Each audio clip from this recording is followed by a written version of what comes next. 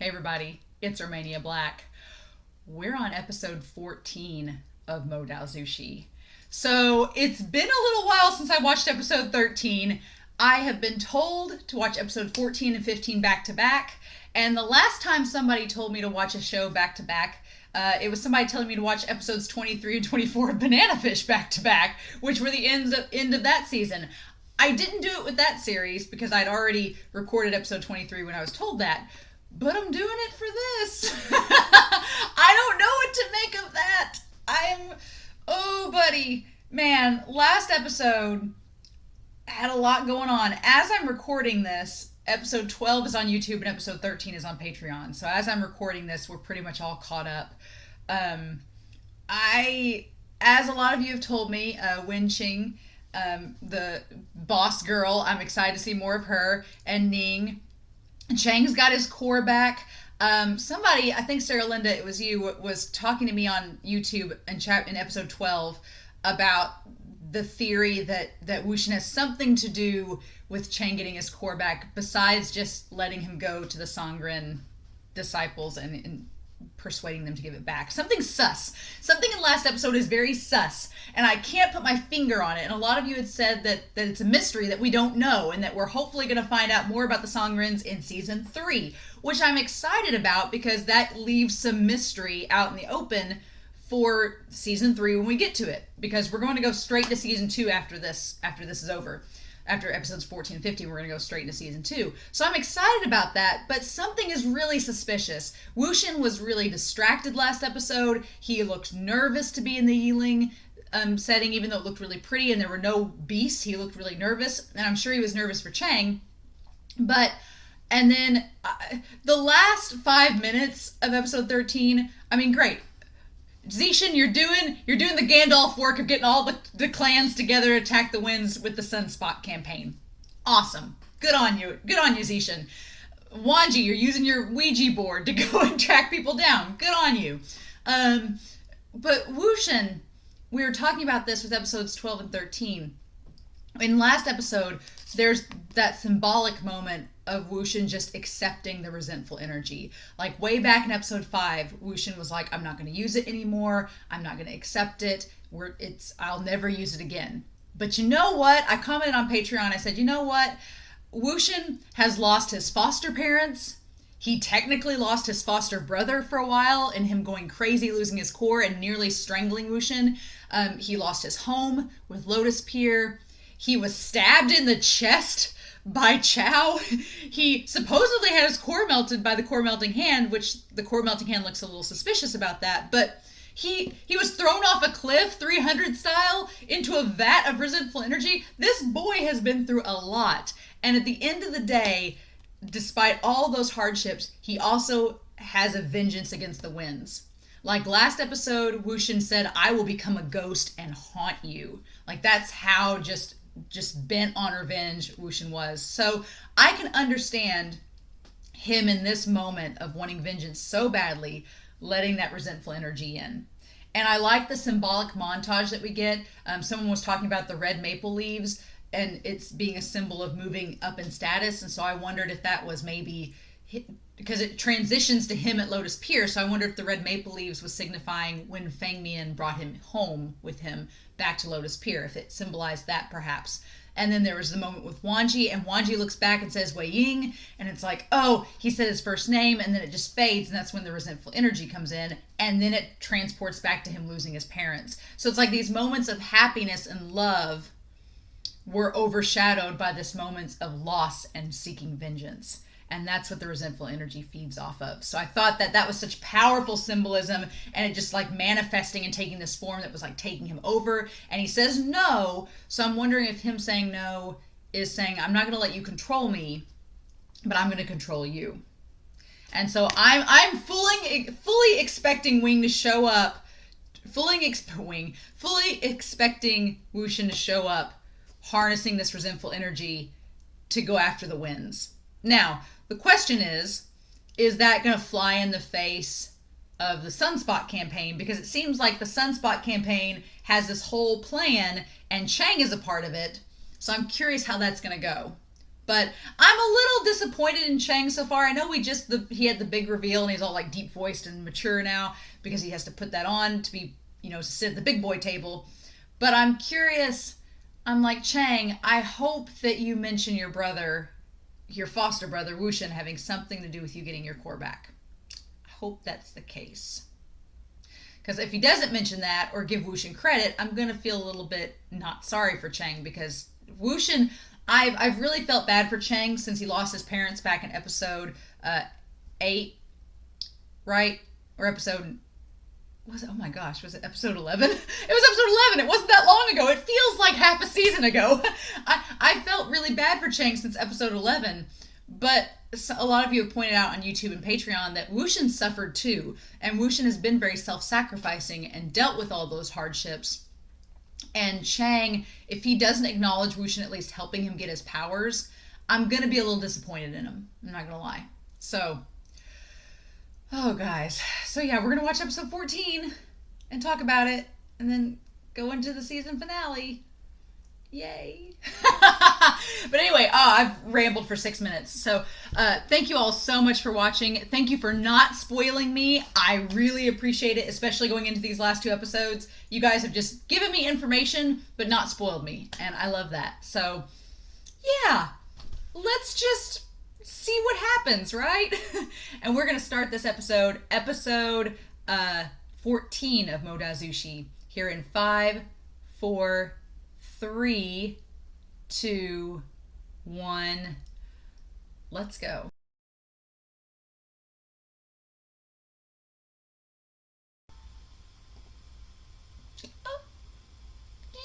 You know. Oh, friends. Oh, friends. Oh, I know why y'all want me to watch these episodes back to back. How could you end on that? And not watch to the next week? Oh, buddy. Things happened. And, revenge is a dish best served cold. And revenge has never tasted sweeter than this business. The opening, when it's just him going through the reeds and like slowly walking, and you can tell like he's the resentful energy has just like soaked itself into him, and he just grabs the bamboo branch and rips it off, and it's like, I'm gonna make myself a flute. And it's like, oh. And I love that the Wind Clan colors have been white with the red, and Wuxian's colors are black with the red, like kind of an inverse of that. I love it. But oh my god, like what a great opening. And the atmosphere of this episode, especially in the places where Xiao's mistress was, the atmosphere, the foreboding sense of dread and fear, it was palpable. It was so creepy and cool. I loved it. Oh, this episode. Oh, buddy. It was not long enough.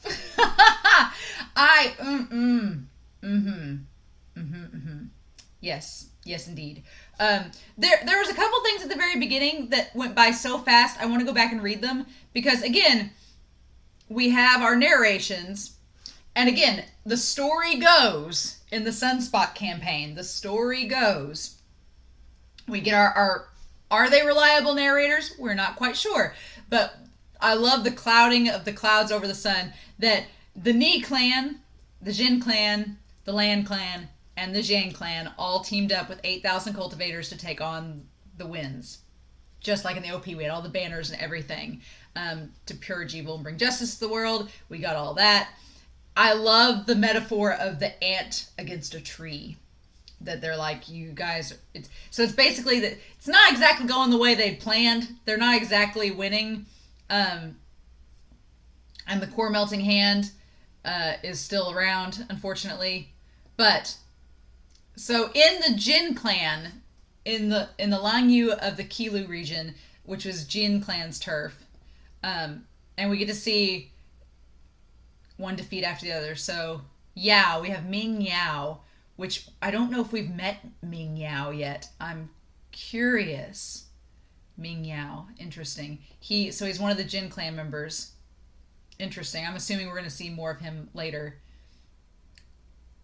And so the Jin clan has been suffering. So Zirin, which is Yanli's fiance, which is Ling's dad, his family's not doing so well. They're suffering a bit. And meanwhile, Wangji and Zhang and Chang have a small force that they've kind of, been working together. They've been working together and trying to reinforce things. But Ni clan, they won a decisive victory. Oh my gosh.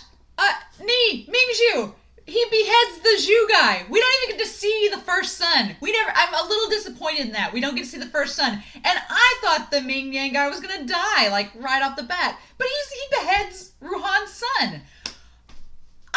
One thing I'm disappointed, it's an off-screen death. I wanted to see that, but we don't get to. I'm sure they talk about it in the novel. Yeah. So then, of course, Ruhan is really pissed off about that. And so we get. I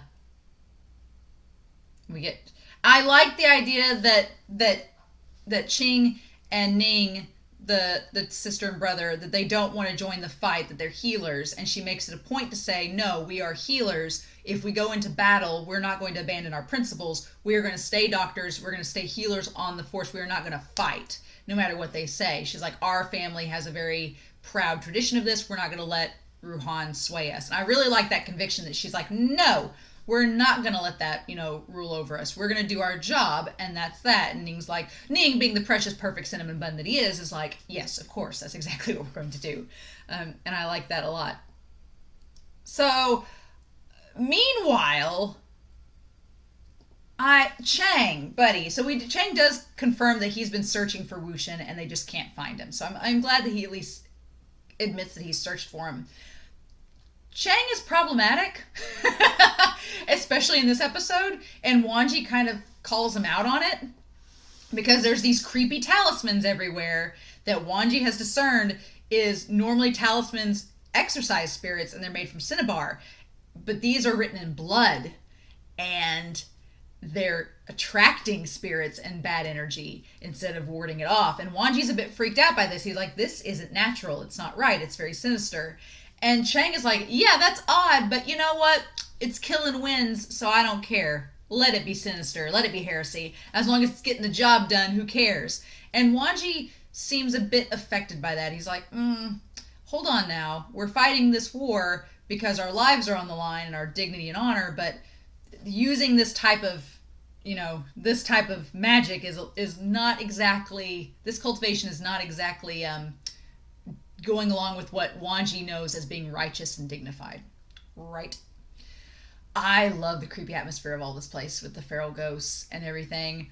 Oh my gosh. And it's just so good. But we'll get to that.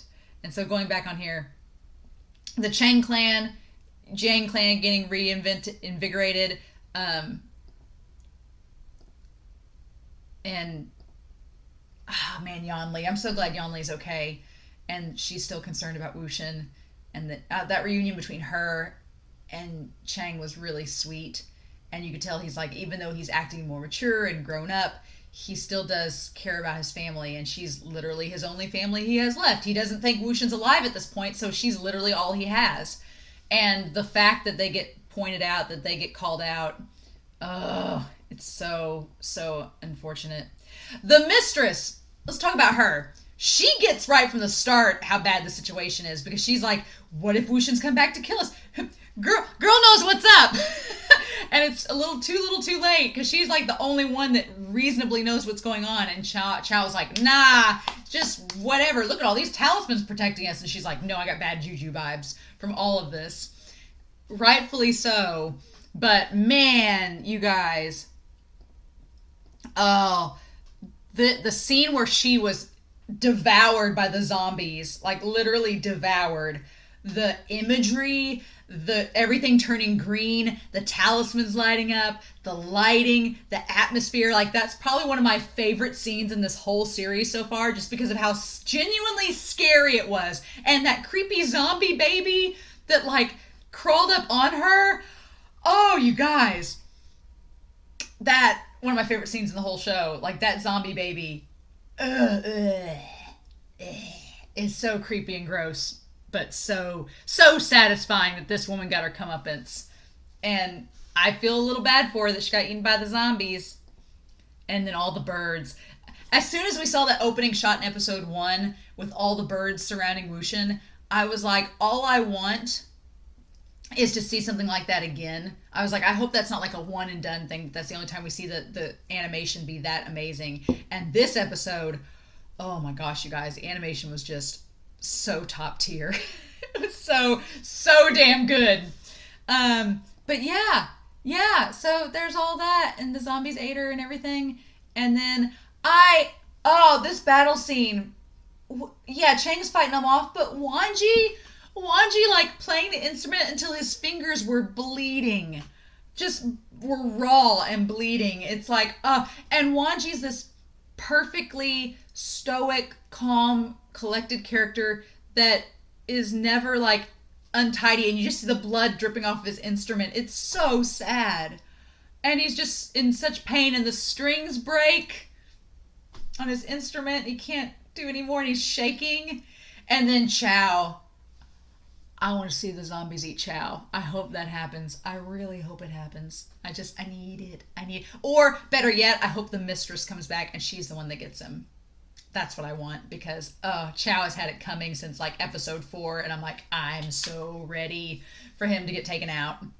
So ready for it. I hope it happens. I hope he doesn't make it through this. I hope he gets his comeuppance for everything that he's done. And because the fact when he like gloated in Chang and Wangji's face that Wuxian had died, when Wangji was like, "Where's Wei Ying?" and he's like, "Oh, I threw him off the burial ground some time ago." And the core melting hand's just kind of looking off to the side, and Wangji is so sad. It's like, and he just gets so emotional and like lets his guard down, uses all he can to stop that power blast, and the core melting hand gets him still. It's like, ugh! Like, Wangji, our pining symbol of gay panic is finally like Wuxian, and it's like, But that ending, guys, where all of the corpses start to rise around them, like surrounding them, like they all come up, and all the birds surround them. And I love that the core melting hand is just like, like he's not really phased. But the fire turning green, I love the idea of green and red being the two colors like associated with Wuxian, like greens and reds. Like it's kind of like sickly a little bit, but it's so cool. Oh, y'all.